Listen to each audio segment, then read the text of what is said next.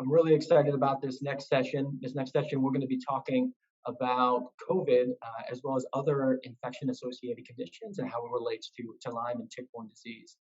So I'd like to welcome our panel, have them introduce themselves. And why don't we start with you, Megan? Hi, I'm Megan O'Rourke. I'm a journalist and author and editor. Um, and I write often for The Atlantic and other magazines. I'm John Alcott. I'm the director of the Hopkins Lyme Disease Research Center and a clinical researcher. Hi, I'm Amy Prowell. I'm a microbiologist and research team coordinator for the nonprofit organization Polybio Research Foundation. Great. Amy, do you think you can give us a little bit of an overview on the intersection between tick-borne disease and some other infection-associated conditions? Absolutely. Let me share some slides.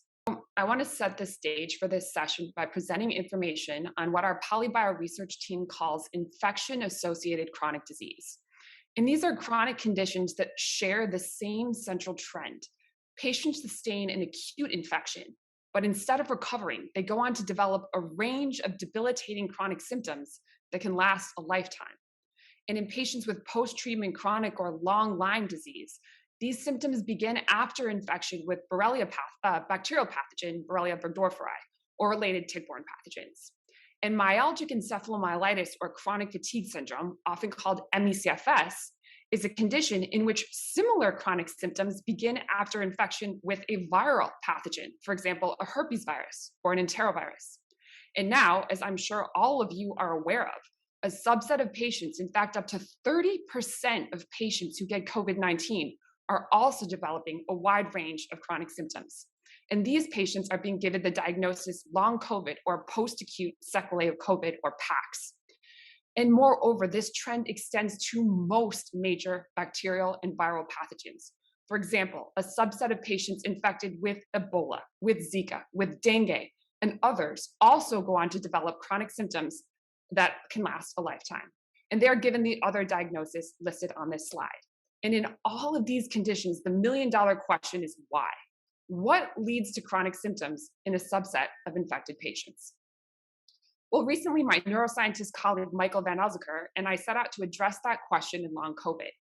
We wrote this paper, which discusses multiple scenarios for long COVID development, but I'll focus on one central topic today, the possibility that viral reservoir contributes to long COVID.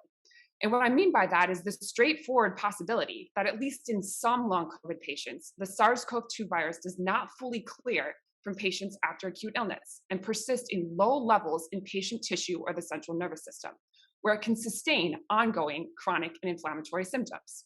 And there is already early compelling evidence that SARS-CoV-2 may be able to persist in tissue reservoir after acute disease.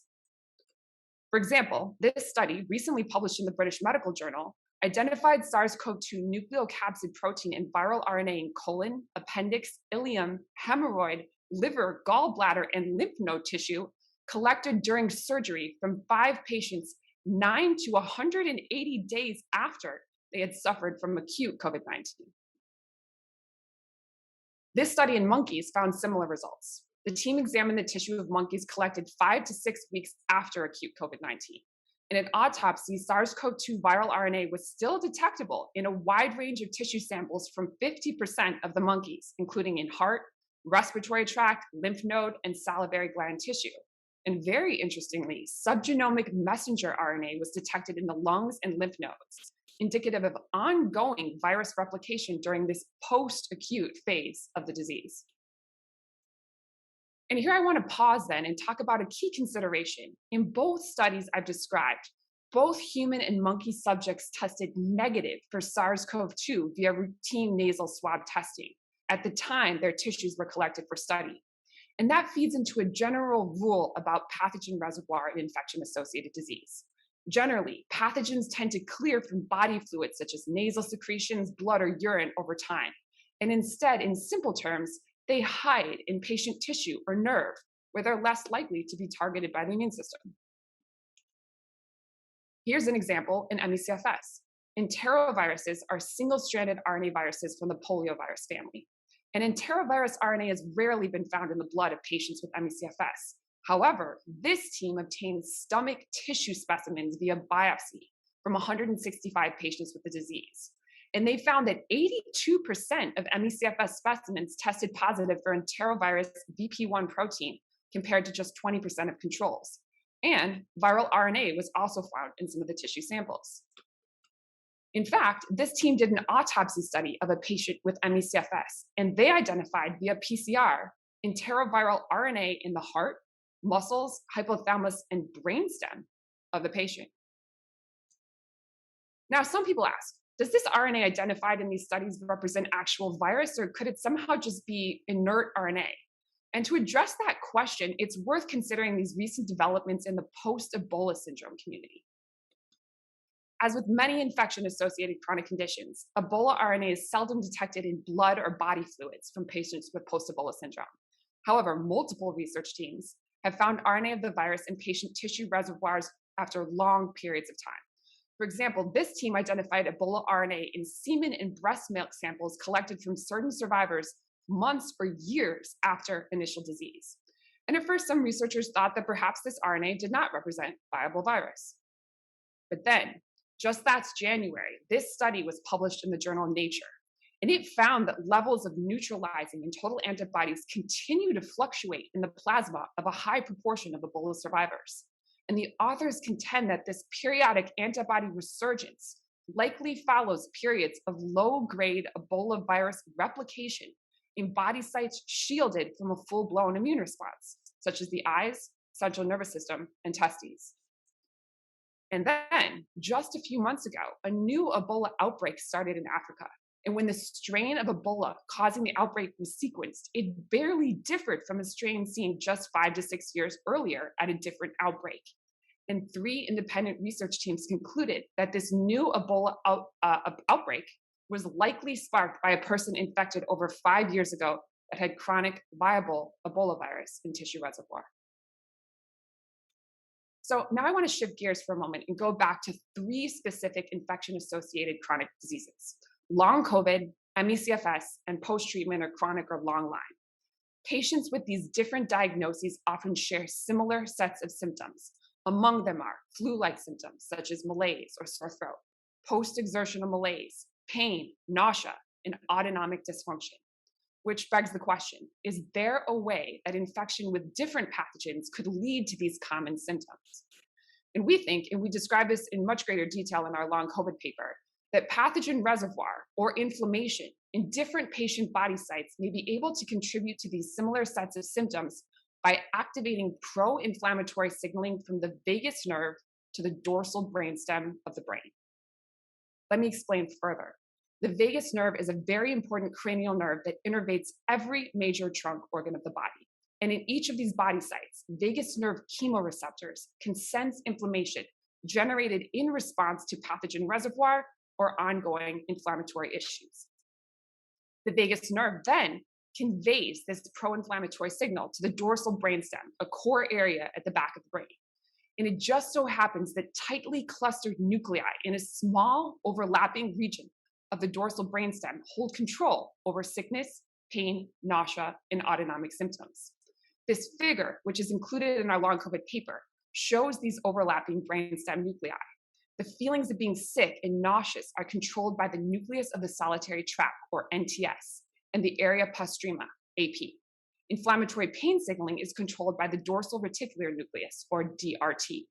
Autonomic functions are controlled by nuclei such as the dorsal motor vagus, or DRT.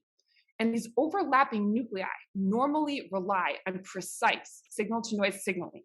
But when the region is activated by pro-inflammatory signaling from the vagus nerve, these structures become overly responsive, potentially leading to increased sickness, pain, nausea, and autonomic symptoms.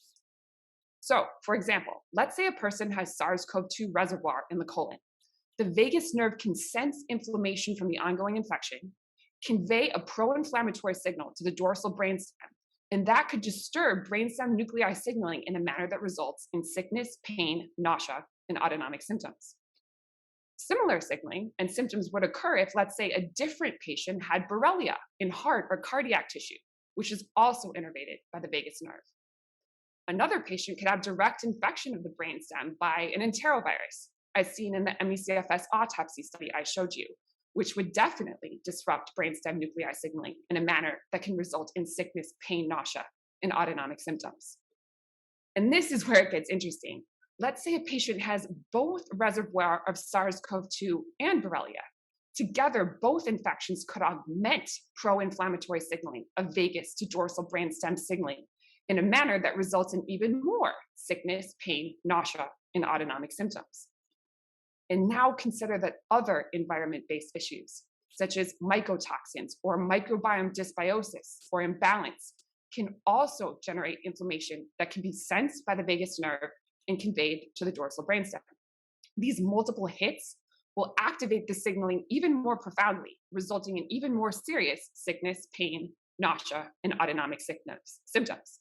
And no two patients have to have the exact same mix of pathogens or inflammatory issues to develop these common sets of symptoms. So overall, here are some takeaways from what I've presented today. 1, pathogen reservoir in tissue, nerve, and the brain is an active area of research in infection-associated chronic conditions such as long COVID and MECFS. 2, as a general rule, persistent pathogens tend to clear from body fluids over time and hide in tissue or the central nervous system. 3, post-Ebola syndrome is now largely regarded as a chronic infectious disease. 4, inflammation created in response to persistent pathogens or inflammation in many body sites can be sensed by the vagus nerve. 5, the vagus nerve conveys this pro-inflammatory signal to the dorsal brainstem, which can dysregulate the activity of nuclei that control sickness, pain, nausea, and autonomic signaling. And 6, multiple infections or hits may sustain activation of this pro-inflammatory vagus to dorsal brainstem signaling.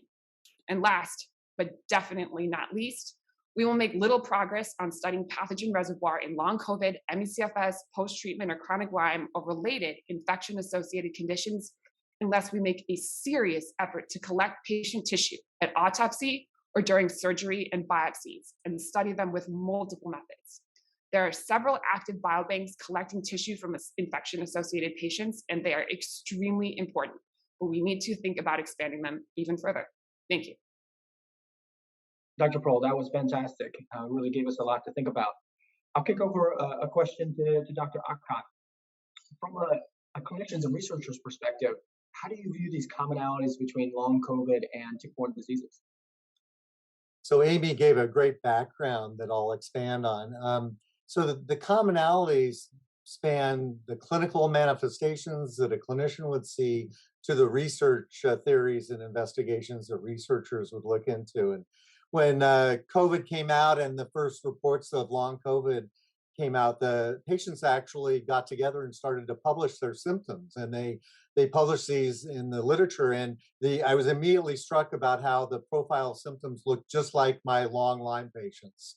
And we call them butterfly graphs, where we compare the symptoms. And we've been comparing our long Lyme patients to controls without any disease and showing that long Lyme patients have elevated levels of fatigue, cognitive symptoms, and pain compared to controls. But when I put the long COVID patients next to the long Lyme, the graphs almost were identical.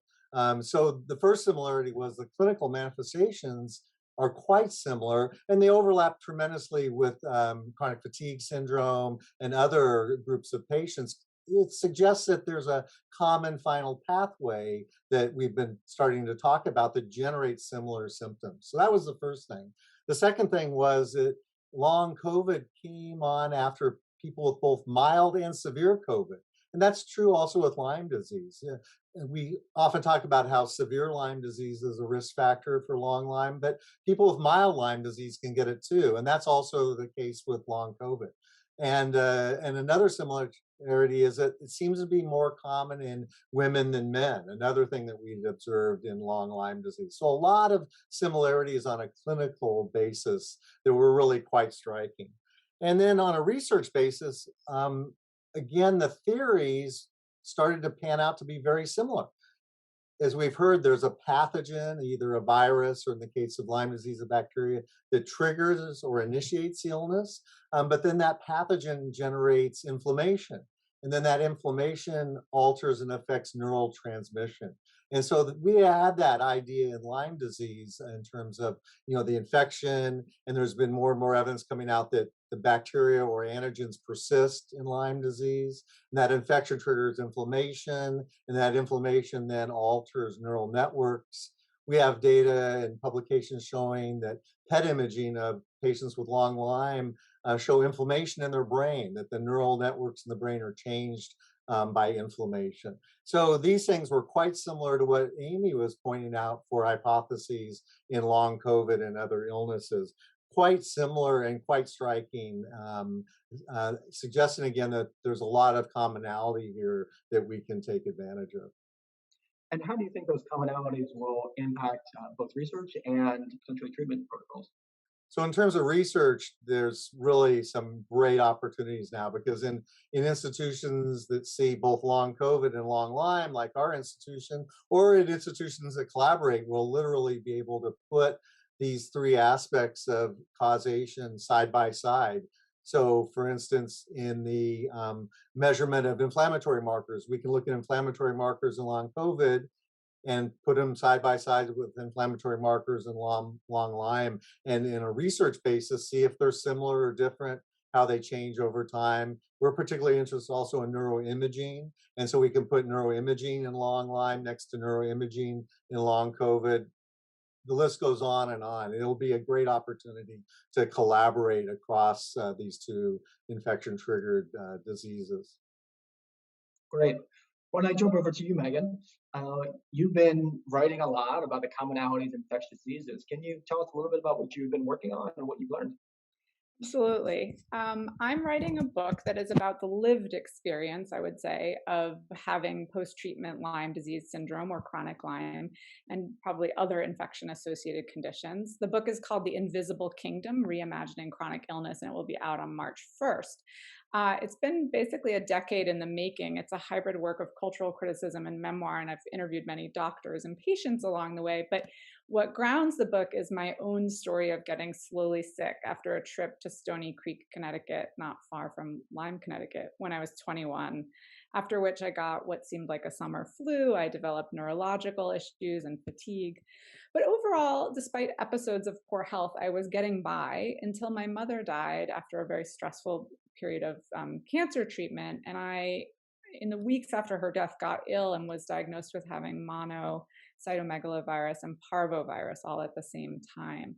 And from that point on, I would say my health went pretty rapidly downhill, to the point that I started having a lot of neurological issues and memory issues. I'm a lifelong writer. I've always had words have come easily to me, but I found myself in a class at the university where I teach saying, the season that comes after winter. I couldn't think of the word for spring, right? So very common words were hard to find. I began to find it difficult to recognize faces. And a colleague of mine, whom I was driving home one day, I looked over at him. I've known him for years, and I thought, I know him, but how do I know him and who is he? It was this moment of just total dissociation from my own experience.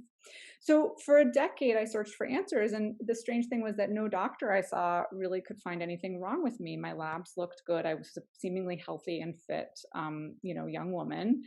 And by the time that in 2014, I was diagnosed, so I first think I was infected with Lyme, and again, this is all speculative, in 1997. And I was sick on and off between 1997 and 2014. And finally, in 2014, I was diagnosed with Lyme disease based on the two-tier testing. It was a little unclear whether I had Lyme, right? But I saw a doctor who said, I really do think this indicates you have Lyme. And at first, to be honest, I didn't believe it. I thought, well, isn't an infection something you can test for? You see if you have it, and, it's kind of clear. And I was uneducated about the kinds of infection-associated illness that we're talking about here today. And I was really uneducated about Lyme disease. I thought it was a kind of tidy and treatable disease that you would take antibiotics for and get better. So in fact, when I finally took antibiotics, I went from being a bedridden to pretty much functioning and energetic 38-year-old in a matter of months. And now can see how sick I was when I realized that in my 40s, I have like 3 times the energy I had in my 20s. But what really troubled me into writing the book was not so much my own experience, but the fact that my own experience was located within a context of many, many other people having similar experiences, not only with Lyme disease, but with ME/CFS, and of course now long COVID. So in my reporting, I talk about the conditions that lead medicine to find it hard to, in a patient-based encounter, really help see what's going on with a patient in front of them who doesn't have clear-cut test results. And what I come to talk about in the book is a kind of history of medicine that led it to, for very good reasons, this test-based measurement system in which it's very difficult for doctors on the ground in the field to deal with patients who have a disease we don't yet have a good test for, or we don't have clear-cut guidelines for. And in particular, in a very siloed American medical system, when you have a system roaming disease with symptoms that can come and go, and in often many of these cases, including in autoimmune diseases, can be exacerbated by stress, it's very easy for doctors to say, I think I should refer this patient in front of me to a psychiatrist, right? And I interviewed hundreds of patients, and I would say 90% were told nothing was wrong with them. No, there was no organic disease. They probably had, depression or something else, and were referred to a psychiatrist. Great. It's great that we've made advances in mental health, but we don't want to ascribe to mental health conditions that have obviously a basis perhaps in infection. So I became, just to sum up, really interested in what felt like this moment in time we're at, where we're on the verge of a kind of paradigm shift that I think long COVID is going to help hopefully solidify, which is an understanding that infection really does have a very complicated impact on the body in just the ways that Amy and John have described. And, I was a patient who lived that, which is to say that we're going to have to make a shift from this kind of cure-based, tidy, one set of antibodies matches one very particular manifestation of disease to one that really takes into account the patient's biography, lived history, genetics, potential exposures. And I really wanted to lay that all out for a general reader in terms that were clear to them as a non-scientist. I think that's so helpful, and I think that echoes a lot of people's stories in this community. I guess sort of like as a follow-up, you have obviously a unique perspective as both a patient and a journalist. What is really important for patients and clinicians to know and consider during that interaction? Yeah, I could talk about that for 45 minutes, but I think very quickly I will say, I think one thing that physicians may not understand is that patients really still do look up to them, right? And that being dismissed is a profound experience, even if that dismissal is well-intentioned, to the extent that I began to think whatever was going on with me was a sign of something about me, my personality, even as I could tell I was quite ill. So I think that the very first thing we need to do is come up with a shared framework for understanding what's going on, even if we don't have all the answers, recognizing and validating the patient experience. I don't know how a chronically ill patient can come to terms with her experience if she's being told it's not her experience, right? So I do just think the very first step is more trust between patients and doctors. So I'm really interested also in the doctor's framework and experience, and I talk to a lot of doctors about why it's hard to recognize or validate a patient's experience when you don't have a clear-cut test. The metaphor I always think of is, if we stand back far enough from this familiar paradigm that we all know of patients with murky system roaming diseases going into the doctor's office and being told, no, nothing's wrong with you, it actually looks very strange, right? If you think about, okay, I'm hungry and I walk down my street and I go to the restaurant and I say to the chef, I'd really like a steak, I'm really hungry. And the chef said, but are you hungry? Are you sure you're hungry? Are you sure you want steak? Maybe you want to. It would actually be a quite strange experience. So there's an actual cultural history to that standoff, right? And there are systemic reasons that busy doctors who are worried about liability and other things and just don't have time and aren't supported structurally, can't engage in the kind of care that patients need. So I am really interested in that. Like, how do we come to solutions? I do think we also need to change medical education to make room for uncertainty, create better communication and trust between patients, and understand that there's a kind of arrogance to thinking we know everything right now, right? And some people are going to live, as I talk about in my book, I lived in a body at the edge of medical knowledge. Oh, it gives a lot to think about. I would like to kind of flip it back to the other panelists and ask, what their thoughts are on that. And I think also thinking through about these additional infection associated conditions. How does that impact that doctor-patient relationship and potential treatment? Uncertainty, Megan, is a huge issue. I agree, and doctors don't like uncertainty any more than patients do. And you're absolutely right, though. We don't teach them how to function in illnesses where there's a lot of uncertainty. And one thing that's I've been thinking a lot about recently is, these illnesses are often called contested illnesses because they don't have easily measurable, tests, as you were alluding to. But a contested illness shouldn't create a contested patient. Like you were saying, that doesn't make the patient contested. They're still a person with a real illness. And so it's the uncertainty that I agree with, that we have to teach doctors how to function with uncertainty. And I tell you, one of the things I tell my patients that they love to hear is when they ask me a question, they say, I don't know, and I think doctors are afraid to say, I don't know. But, I say it a lot because, these are illnesses where we don't know a lot at this point. And yet we still can take good care of our patients and validate their experience and what they're living and try to help them to do better. Yeah, and one thing that I think about is I think it would be helpful for people who go down an MD training route to really still interface a lot with people who don't go down the science research route, because they're divided a bit, especially early in training. And what I think you learn as a scientist, if you're taught correctly, you're continually taught to question your results, question your findings, and understand that you're only part of a process in which just a year or two before, we might not have understood what we understood before that time, date and time. And so, for example, I'll just give you an example. I came into the study of these diseases from a microbiome background. And microbiome refers to the ecosystems of organisms that live in and on us. And early in the 2000s, we thought that there were some of these organisms on our body surfaces and sometimes in our guts. And then teams started to develop better computer-based tools that were able to identify these organisms in new ways. And I was part of this exploratory research phase in which teams, including ours, began to turn these technologies onto different body sites and different body fluids and say, oh my gosh, they're full of organisms we didn't even know existed, organisms we had to name, organisms that weren't in any database before the study was performed. And now, for example, we realize that these communities don't just have bacteria in them, but they also have viruses in them called bacteriophage, which are viruses that infect bacteria and change their activity. And there are quadrillions. There's a team at Stanford that estimates there are quadrillions of these bacteriophage in human tissue and blood at any given moment. And so what that really tells us is that, and people call it dark matter. We don't even know what half the phage are doing. That's part of what we're working on.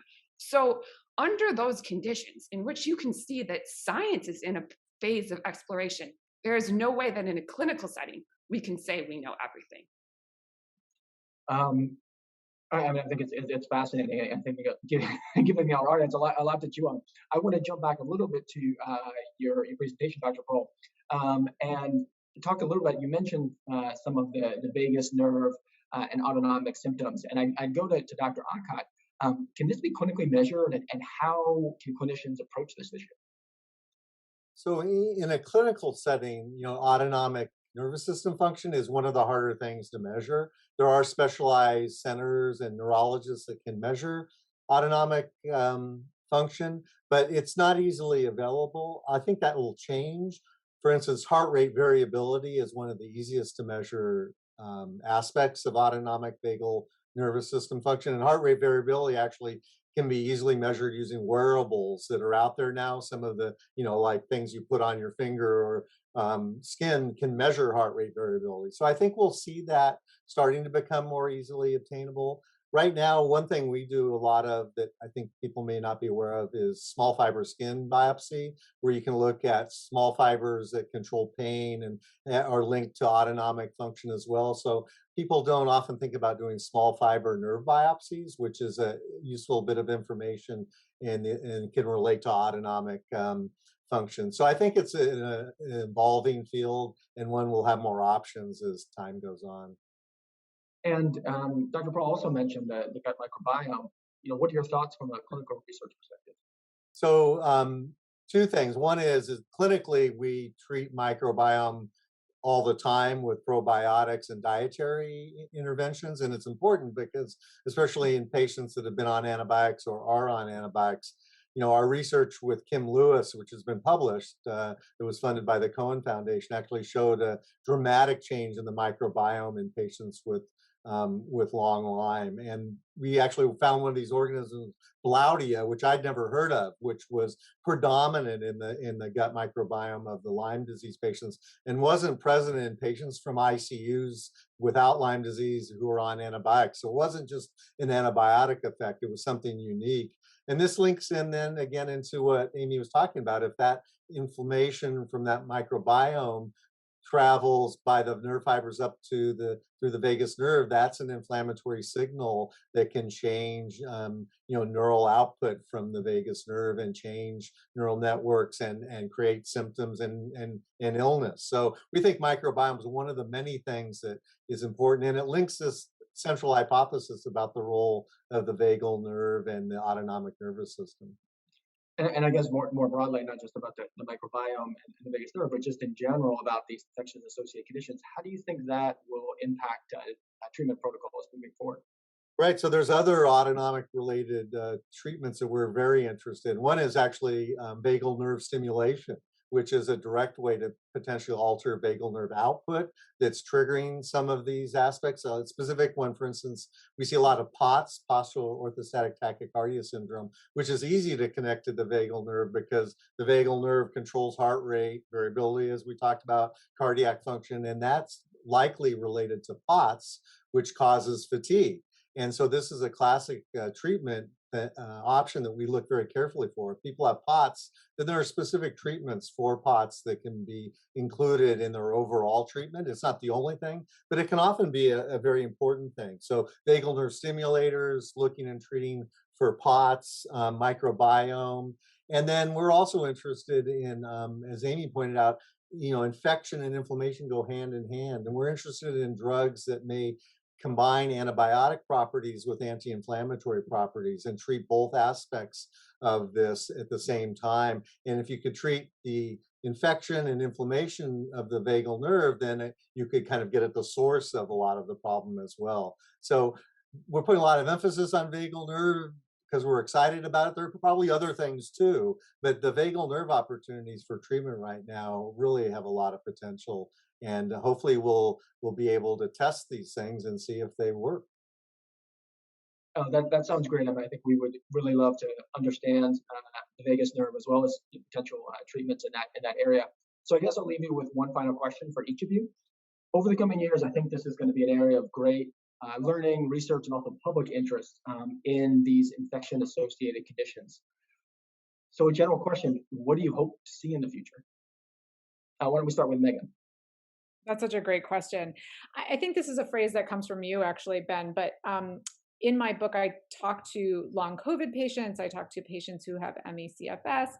I tell my own story about chronic Lyme or PTLDS. And I guess the hope is, having talked to researchers and patients with the diseases, that we share information and come together to kind of learn much more about interconnections here and underlying similarities as well as the differences, right?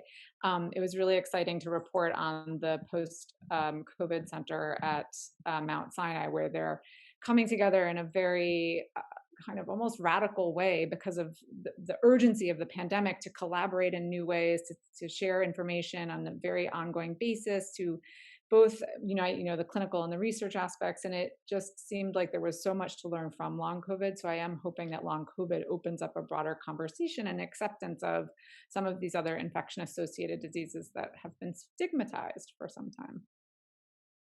My hope is, I've been around long enough to see the incredible promise of science in helping human disease. So I've lived through the discovery of hepatitis C and its cure. I've lived through the discovery of HIV and its ability to be treated. I've lived through peptic ulcer disease, which when I was a medical student was thought to be due to stress. And now we know is due to Helicobacter infection. And I've seen each of these diseases, in addition to cancer, where science has actually made huge advances. And I look at the tools that are available now, and by and large, they really haven't been applied to Lyme disease because we really have, as Amy pointed out, we have limited resources in terms of biologic samples.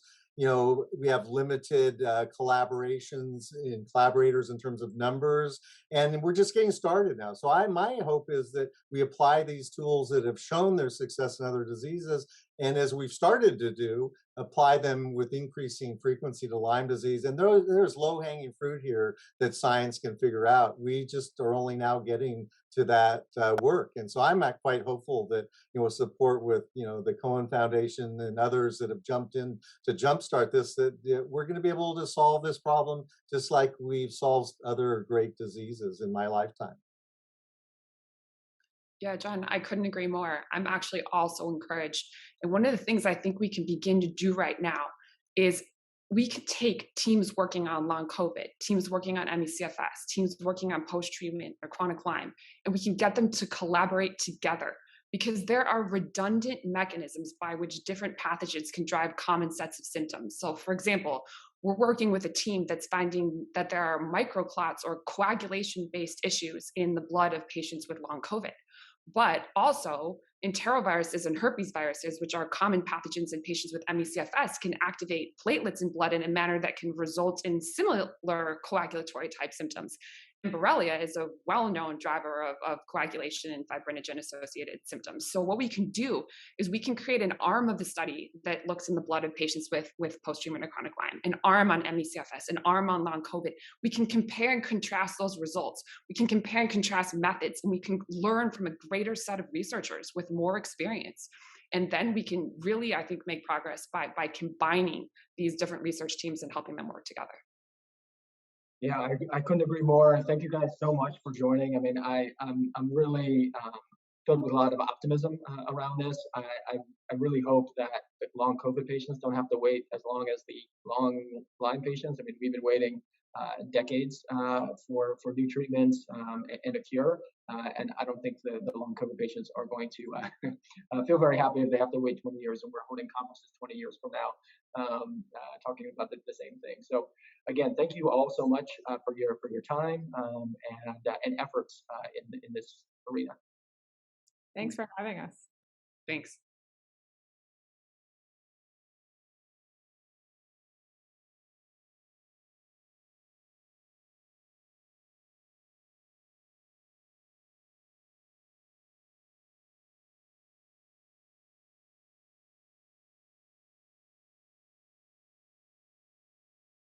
It doesn't take a brain surgeon to know ticks suck. But what you might not know is that they don't just suck blood way out in the woods. Those creepy little bugs can be anywhere, all year long. And I do mean little. They can be smaller than the head of a pin. But big trouble comes in these small, gross packages. Even a tiny tick can make you super sick. So what's the most important tip to avoid getting bit? Well, duh, pay attention. Remember, ticks can be just about anywhere outdoors. Then, spray attention with an EPA-registered insect repellent. Wearing long socks and other protective clothing is a good idea too. When you come back inside, shower. And always remember, check for ticks everywhere. And if you do get a tick bite, don't panic. Tell an adult. And visit ticksuck.org to learn how to remove it properly. Ticks suck, but being outdoors shouldn't. Go to ticksuck.org for more information. Ticksuck.org